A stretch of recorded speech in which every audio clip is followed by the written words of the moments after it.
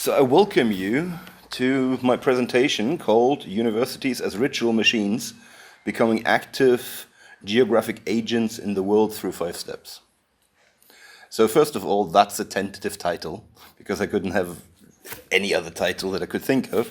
And a little bit of background, that this is part of educational research which we trying to do for geography students.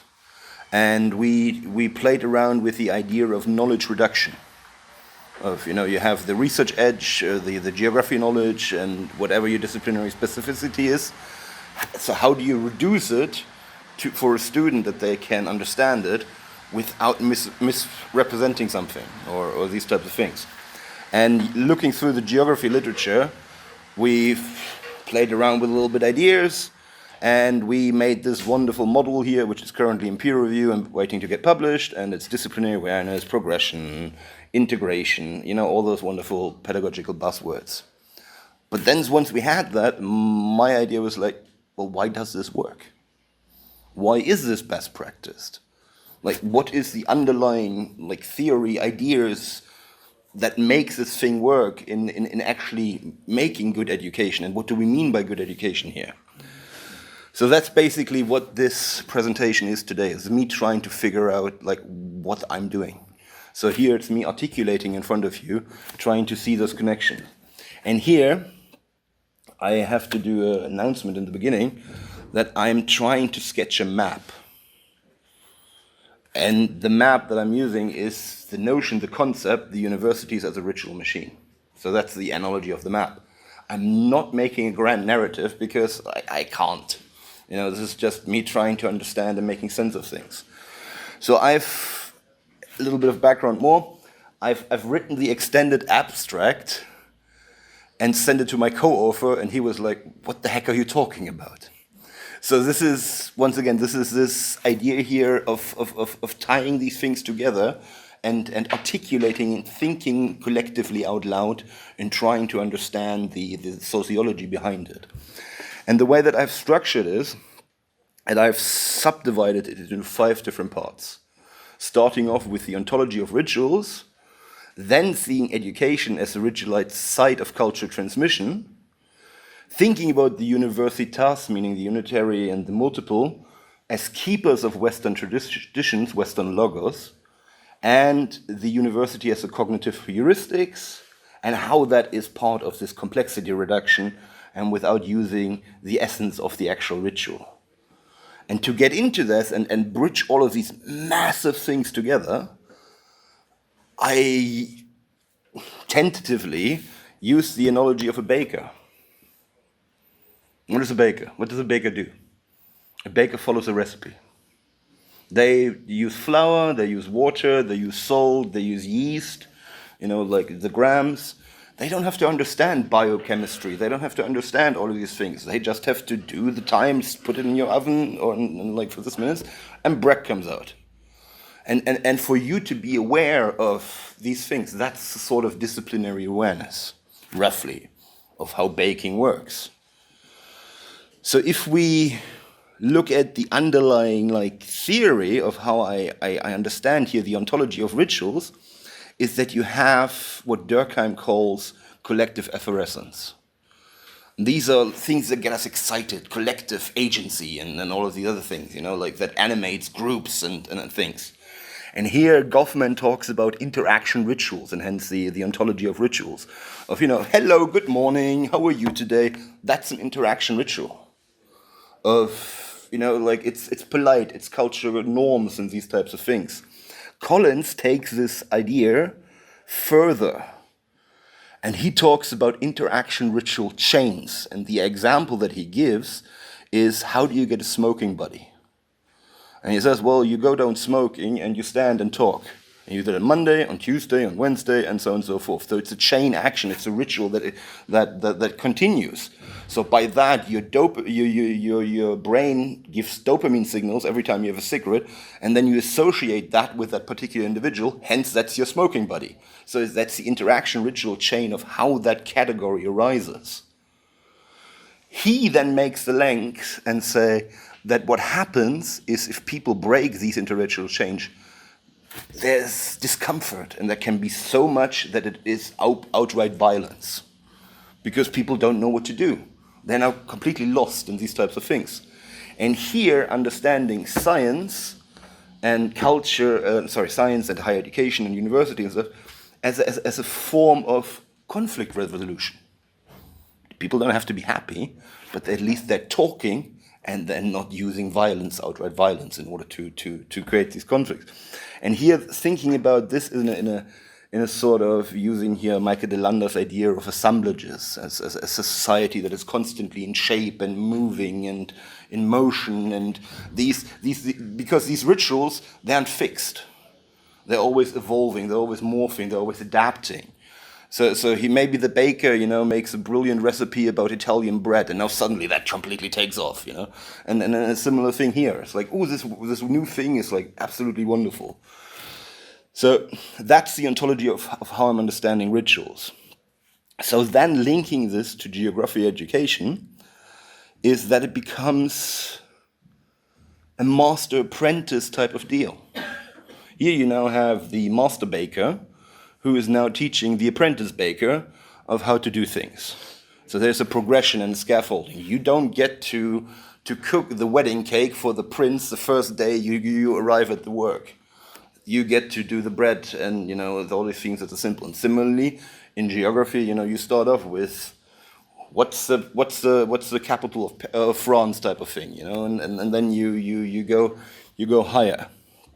And here, geography as a discipline is a synthesizing subject. So this comes to Ron's notion of supercomplexity, in a sense of that a map is only useful because you're taking information away. A one-to-one representation of reality is not a map, that's a picture. So the utility in the map comes actually from taking things away. And here the idea is that these rituals, and this is inspired from Hutchins and the administrator, that they lock in complex things. So here the one baker has found a way of how to bake really wonderful bread, and the other person just has to follow the recipe. They don't have to understand all of the notions of why that is there and why just follow the recipe, it works. And that's the type of how rituals are copied, and that's how good education is copied. The things that work just get passed on. But because they get passed on, it's not always self-evident of who is the subject of this education. Is it the emancipation of the individual? Or is it the task at hand? Is it good to you become a good baker, or do you have to feed the village? The subject is different. And that's like coming into indoctrination and versus education, like what is the agency here? And who decides that? And especially if these things are being copied without understanding the underlying, there's a risk for that. And here we can, this is taking from a German philosopher. He talks about the decline of Enlightenment values, and the implication here, or the inference here, is that because we have lost this master-apprentice educational experience of people talking to each other at higher education, at the education side, that's why we also see a breakdown of these values, because they're not being transmitted. Only the rituals are passed on, not the actual understanding of what it is for. So here's now where I lost my friend, my co-author, with the next step in making this logical leap. So here, if we now come to our master baker, integration and connection. So you now have made and baked 10,000 breads. Now you see bread in a completely different way than someone who's only baked one bread one day. I'm watching a program called Japanology. And they go through like different types of Japanese culture, and they go to tradesmen. And one of the things that they always talk about, doesn't matter what tradesman it is, this is your scissor sharpener type of thing, And they always say the same thing. I can teach you to sharpen scissors in 3 months. to become a master takes 10 years. So my understanding is like, why is the discrepancy in time? Why is it that it's like the task isn't that complicated, but why like the multitude in it? And what I'm trying to figure out here is that if you're doing it in idealized circumstances, in the ritual, the boundary conditions are fixed. But when you're the master, you are now responsible for the boundary conditions. So you have to make the scissor sharpening when you're sick. You have to bake the bread when your wife is sick, when you have griefs, when all of these things of life are interfering and trying to take the ritual down. And that's the integration and connection to all of the things of not letting these fall down. So the relevance that I see for that today, and like I said, here's where I lost my friend, is that we're now moving into a techno-feudalistic society, of where we're basically having no longer nation states, it's corporations, it's algorithms, it's these types of things that are deciding people's fates. So here we have Google being like this little fiefdom with all of their things and interact. So here I'm using the idea from Merton of a role model, being the individual that lays down the ritual, the first ritual, of how to constructively engage with this assemblage mess that is techno-feudalism. And here the idea is, well, the ritual that was used to solve the problem of feudalism has already been solved. That was Christian monasteries. That was Christianity. That was the ethos of how to dialectically talk about ideas, and monasticism, scholasticism, the humanities, all of these things that came out of here. And here is the idea of Jaspers, of where Christianity and Christ is an axial age figure. So Christ is the role model for Christianity. So it's following that ritual allows you to constructively engage with those things that are created by this techno-feudalistic, that type of mishmash, which comes back to Girard, that the way that this violence is suppressed, maybe constructively or destructively, through scapegoating, is that this is the birth of culture.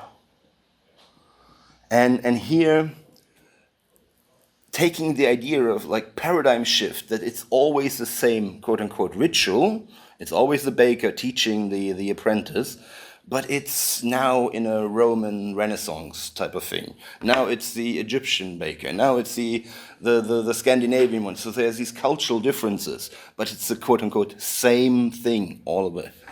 So here we are now in our new modern techno-feudalistic situation, where we can say that one of the problems that we have is the description of Nietzsche's Last Man, of where we're so bombarded by dopamine, it's like we just exist and consume, and there's no agency anymore. And here one of the evils that this is paraphrasing Hegel, is that you're using that excessive, like super complexity, that excessive thing that nobody can understand, and using it deliberately to diffuse other people, to not let them learn the baking, to not let them understand. That's actually ontologically evil, because you're not giving them a chance to better themselves.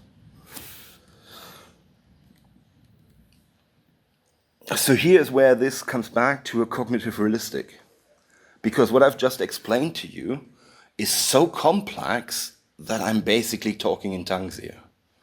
That this is beyond one simple individual's cognitive capacities, because it's the structural bearing load of entire Western culture. So how that massive complexity can be boiled down into actionable things, well, that's just following rituals. Here we have 30 minutes. I present 10 minutes, 15 minutes, you ask questions, 5 minutes, then we publish a paper, come back. That's a ritual chain. That's how ideas are being worked out. That's how these things are communicated. That's how academic freedom is preserved. Because what I'm trying to do here is to see, oh, here you were talking something completely nonsense. That was a dead end to go down to communicate. But this seems to work. Here the people try to seem to get what I was talking about. So that's the relevance and engagement part, and it's a rethinking of what expertise means. It's not someone who knows how to do something the best. No, it's someone that knows all the ways that things can screw up, because they've tried it. It's an earned expertise of trial and error, of doing all of the articulation. And then, once the articulation is hit upon, once Pasteur has his idea that can be communicated, suddenly it takes off and becomes this virality, and it becomes the mass adoption.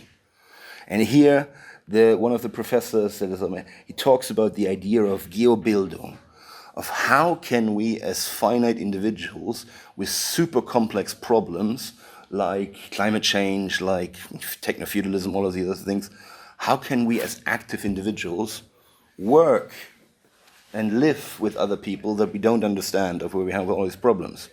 Here the sketches that I'm trying to give to you is give it a shot. Try articulating, take those risks, and be that role model of that thing, because that gives students license to do the same thing.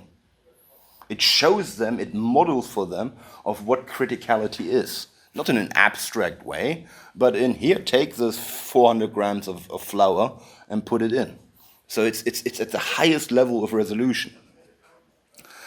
So I'm gonna stop talking in a second, and really interested if I've lost you somewhere to the conversation, and then please tell me where I've lost you, because these are clues that I need of where I need to be more explicit, or I've made a mistake in my thinking. I don't know which one it is, but only through that process will I find it out of working that through. So this is a part of baking that bread together. And here, in my written abstract, maybe baking bread was the wrong metaphor, because that led me down into, like a theological discussion between unleavened bread and leavened bread and, all of the other things. Maybe I should have used a carpenter as a metaphor, or some other thing, but that's my point here. It's like, what are these metaphors in communication? And these are contextual, these are things that need to be trialed out in the actual process of presenting it. And then we can adopt these interaction ritual chains as we go and as we see fit. I think I stop here and ask for questions.